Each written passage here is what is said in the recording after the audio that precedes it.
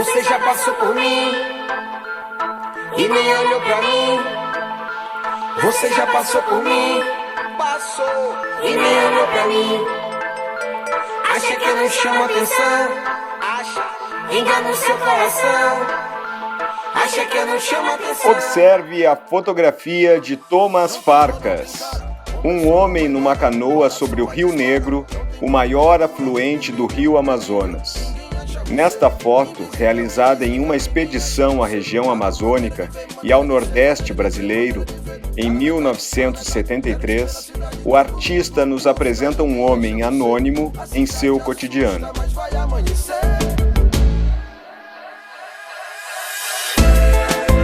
Você já passou por mim, passou e nem olhou pra mim. Você já passou por mim e nem olhou pra mim. Acha que eu não chamo atenção? Esta obra faz parte de uma série em que o fotógrafo de origem húngara, naturalizado brasileiro, apresenta um registro do dia a dia daquelas comunidades, revelando um Brasil distante e desconhecido dos grandes centros urbanos.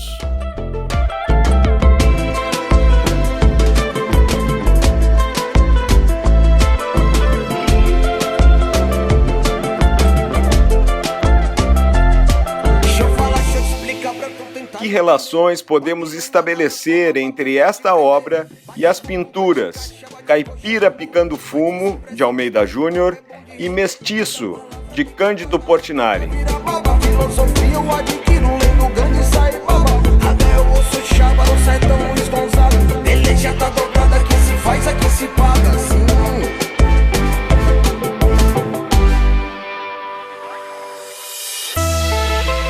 Você já passou por mim, passou e nem olhou pra mim.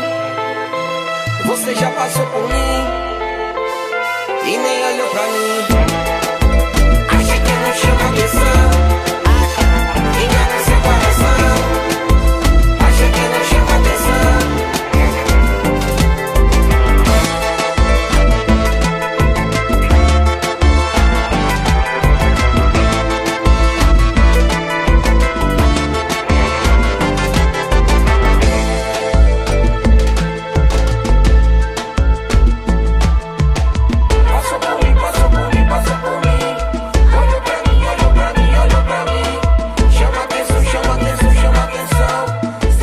Estas obras apresentam imagens que contribuem para construir uma determinada visão da identidade brasileira, com aspectos como a valorização do trabalho, a referência ao campo e à natureza e a miscigenação.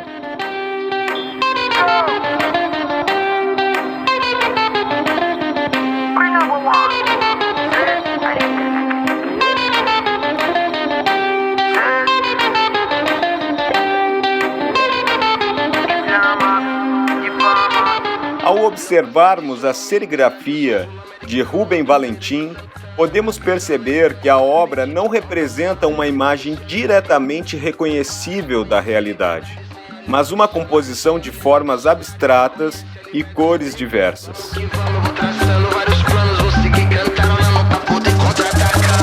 Contra-atacar, eu vou traçando vários planos pra poder contra-atacar.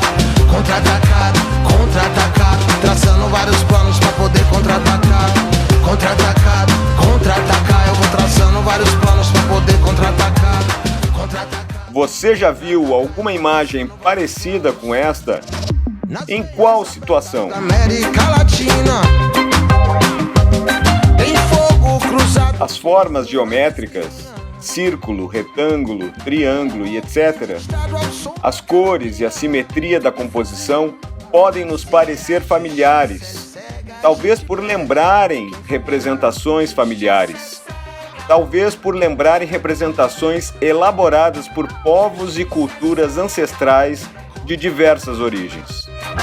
Rubem Valentim, nascido na Bahia, comenta que sua obra incorpora influências afro-brasileiras e populares, a partir das quais ele se propõe a construir uma linguagem universal e atual. Usando formas geométricas e tendo como referência o candomblé, religião de origem afro-brasileira, e os atributos de seus deuses ligados à natureza, os orixás com seus instrumentos e ferramentas característicos, o artista elaborou uma espécie de alfabeto de símbolos. Com esses elementos, desenvolveu, entre outras, uma série denominada Emblemas, da qual esta obra faz parte e que também pode ser compreendida como representação de aspectos de nossa identidade. Nossa herança cultural é vasta e complexa, resultado da miscigenação de diversos povos. Talvez não seja possível resumir nossa identidade numa única imagem, pois nossa maneira de ser é construída pela somatória de diferentes referências.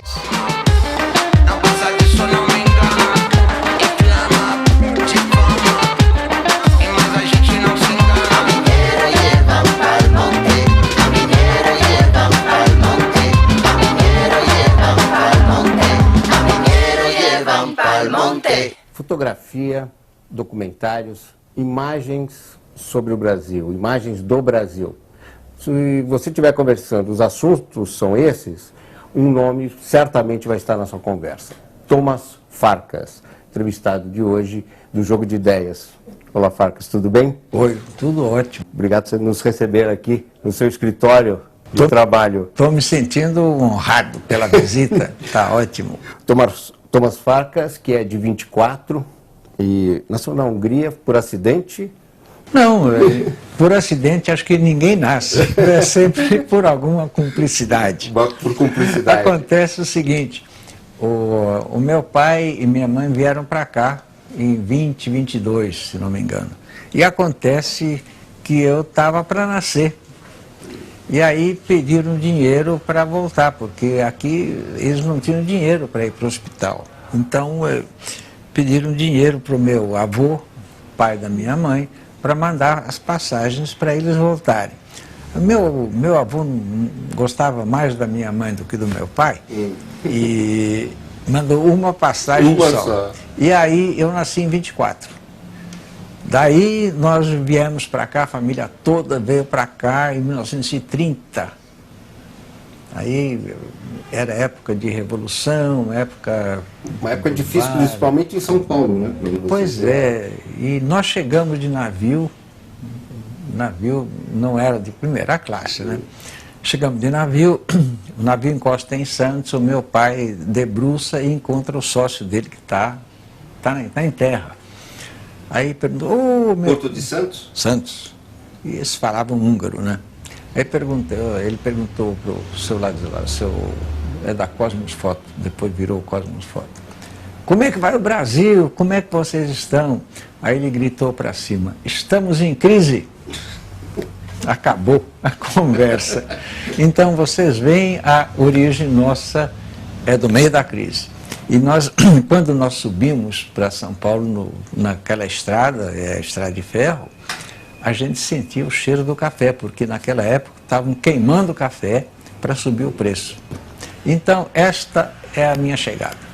A fotografia, então, ela já fazia parte da sua família, ela pertence à sua família? Olha, a minha família é uma família que a fotografia parece que vai nas veias, porque o meu avô materno, o tal que mandou a passagem, já tinha uma loja de fotografia em Budapeste. O meu nós tio... estamos falando do século XIX, então? Final do século XIX? Não, começo do século XX. Começo do XX. Começo do XX. Mas o dele acho que é de 1800, a loja.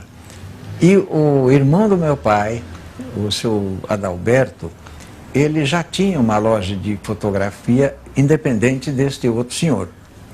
E o papai chegou aqui porque ele estava desempregado na Europa, porque ele trabalhava numa fábrica de armas. E o papai era desenhista de armas. Ora, as armas sempre foi um grande negócio. Bom, acontece que a Hungria perdeu a guerra e o papai perdeu o emprego. E o papai ficou procurando emprego e tal, e um dia o irmão dele chegou, olha, eu conheço o Brasil, já estive lá, é o país do futuro. Vai para lá que eu te dou o auxílio. e mandou umas máquinas junto, mandou.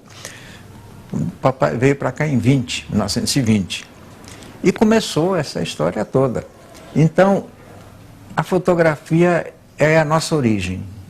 A fotografia é a nossa origem e até hoje é uma coisa praticada por todos os membros da nossa família. Até hoje você trabalha com fotografia. Eu mexo com fotografia, mexo com cinema. Seu pai criou a fotótica, né? Criou a fotótica em 1920, né? Você alavancou a fotótica, uma rede de suprimento para a fotografia igualável no Brasil. Pois é. Mas você tem o trabalho de fotógrafo, né? Eu tenho o trabalho de fotógrafo e de cinema, tem os dois. Cinema. O que você busca com a fotografia? Olha, eu procuro as pessoas. Eu acho as pessoas e procuro as pessoas. Para mim, a pessoa é talvez a coisa mais importante dentro da fotografia. Acontece que muitas fotografias não têm pessoas aparentes, mas eu sempre imagino que tem uma pessoa atrás. Por exemplo, tem uma fotografia de telhas, uma porção de telhas. Eu imagino não só as telhas, mas quem é que mexe com as telhas? Cadê o operário? Não está, mas estava lá. Eu vou para Brasília, por exemplo, fotografar Brasília, arquitetura. Aliás, foi uma série importante que você fez. E tem muitas fotografias que não tem ninguém, mas o operário está lá escondido. É uma provocação que você faz com a fotografia? Não, mas é que eu sinto a fotografia como um produto do gênero humano, da gênese humana. As coisas que as pessoas fazem, é tudo gênio. Você está falando de trabalho, né? É trabalho. É o trabalho. O trabalho que interessa. O trabalho dos homens, o meu trabalho, e os que fizeram Brasília, por exemplo, os que construíram, os que fazem as coisas. Eles sempre tem uma pessoa atrás, mesmo que não apareça. Entende? Então, para mim, o trabalho é talvez a coisa mais importante que eu conheça. São duas coisas que eu tenho de princípio, é o trabalho das pessoas e a amizade que eu tenho com as pessoas. Eu nunca chego para uma pessoa com o pé atrás. Eu sempre chego às pessoas com o pé na frente, com a mão estendida, com um sorriso, e nunca tive uma decepção. Tive depois algumas bobagens, mas a minha aproximação com as pessoas é sempre positiva. E isso é a coisa que eu adoro, quer dizer, a aproximação positiva com relação ao mundo. Como é que você desenvolveu essa sua técnica? Olha, é o seguinte, eu sou uma pessoa que, como já disse, eu adoro as pessoas. Adoro o trabalho que eles fazem, e a minha técnica é chegar sempre com o positivo na frente. Positivo. Aí, por exemplo, eu chego no interior. Nós chegamos, o grupo era muito pequeno, eram 3 pessoas no máximo, 4 eventualmente. Chegamos numa cidade do interior da Paraíba, de onde for. A gente não começa a fotografar, não começa a conversar com as pessoas, a não ser no momento de aproximação. Então, você explica o que é que você vai fazer, por que que você está aí, qual é a finalidade da fotografia, qual é a finalidade do filme que você vai fazer, depende do caso. Então, quando eu encontro pessoas, eu sempre vou e explico o que eu estou fazendo. Na fotografia menos, porque a fotografia incomoda menos.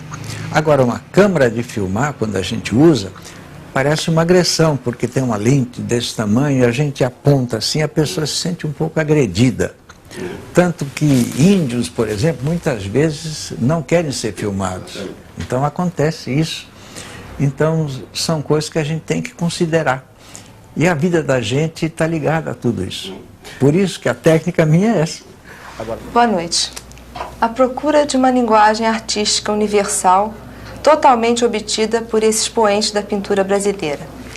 Rubem Valentim poderá ser mais uma vez apreciado na exposição Pinturas Emblemáticas 88, na Galeria de Artes Versailles, no Shopping Cassino Atlântico.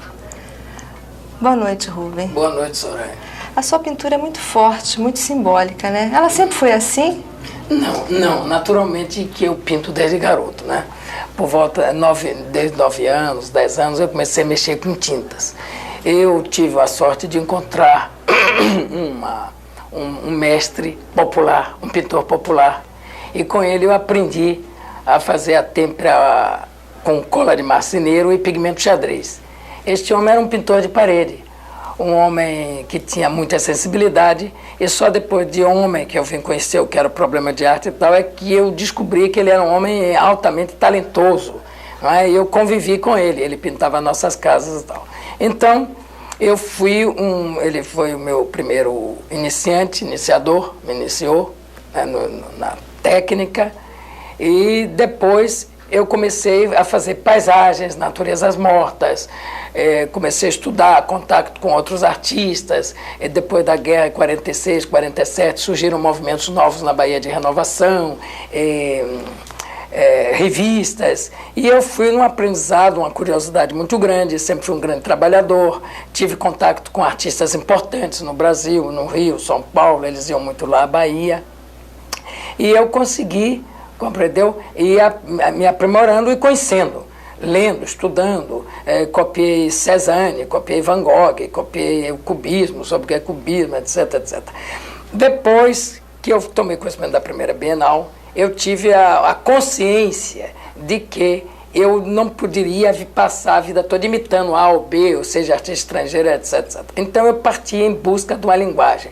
Aí eu já tinha tomado conhecimento o que era a linguagem verbal, o que era a linguagem não verbal, compreendeu? Os elementos fundamentais da plástica, da pintura e tal. E aí eu comecei a pesquisar os elementos simbólicos, né, os emblemas que constituem uma cultura afro, uma cultura baiana, também no Nordeste, aquela riqueza fabulosa de formas, de cores. Como é que é a assimilação? Desculpa, mas como é que é a assimilação da sua arte pela crítica e pelo público? Como é que eles entendem? Olha, no começo realmente havia uma dicotomia. A pintura figurativa e a pintura abstrata.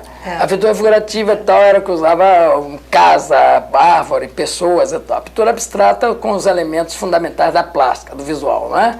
Então, cor, forma, ritmo, etc, etc. Então, eu, na época, chamava pintura. O Valentim é um pintor abstrato. Então, não se vendia pintura abstrata no Brasil. Só se vendia pintura figurativa. Né? Paisagens, figuras, grupos, etc, etc.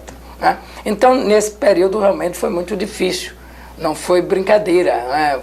E depois eu abandonei outras profissões, abandonei tudo só para me dedicar exclusivamente ao fazer artístico. Os né? símbolos e as cores fortes que você usa é uma volta às origens africanas? Não, eu não sei. Eu sempre usei. O meu fazer é meio pendular. Né? Tem épocas que eu sinto necessidade. É um impulso interior. Né? Eu sou um pintor simbólico, construtivo. Eu uso a geometria como meio de expressão. A cor minha é instintiva. Né? É toda intuitiva. E ela oscila, às vezes eu tenho necessidade de cores fortes, às vezes cores mais... Depende do meu estado de espírito. Às vezes eu estou... Por exemplo, eu faço escultura também, né? Faço escultura em madeira natural. Tem uma escultura muito grande lá na Praça da Sé, feita toda em concreto, aparente, tá entendendo? Não tem cor. Né? Depois que você faz coisas assim, madeira natural, concreto, etc., vem uma espécie de saudade da cor, compreendeu? E depende do seu estado de espírito. A cor é muito emocional, é muito intuitiva, muito subjetiva. Então ela vem a cor quente, forte, né? Viva.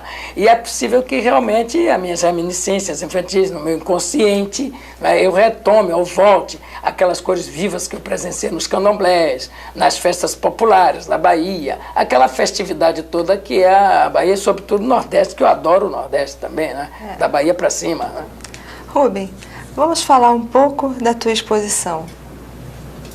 Até que dia vai? Olha, a minha exposição vai até o dia 30 de junho, próximo, está na Galeria Versailles, no Shopping Cassino Atlântico, na Avenida Atlântica. Muito obrigada, Rubem. Tá, boa noite. Boa noite.